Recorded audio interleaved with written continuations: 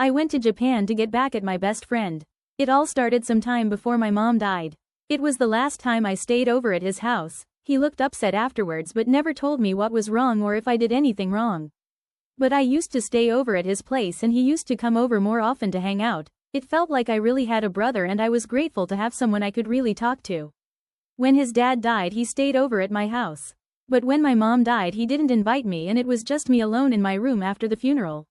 My sister and her husband moved in with us and with that they brought domestic violence. My best friend's company was enough to get me through the week even if I just saw him once, because I don't have anyone else I can spend time with just enjoying things that takes my mind off of life's problems.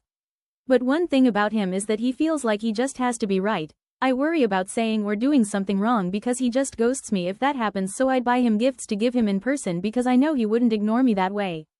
If I ever owe him money or did something wrong, which I never intended to do, I'm sure expected to make it right, but I live less than 5 minutes from his house and have known him for more years than people he's known less and live farther, but he lets them stay over.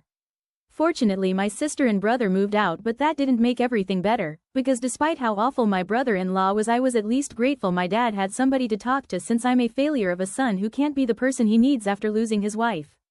Even though my dad doesn't think I'm a failure and speaks well of me to other people, I can't help it that he's wrong. I explained that to my best friend and I broke down. A huge mistake. All I asked was if he could come over more often so it wouldn't feel empty at the house for my dad. He agreed to it and even agreed to spend New Year's with us. I was looking forward to it more than anything. A few weeks later my job was having an annual pre-Thanksgiving lunch and there were plenty of leftovers for a whole family. I took all of it and left nothing for myself because his sister and her 3 kids recently moved into their home and money was already tight before, so I wanted to help any way I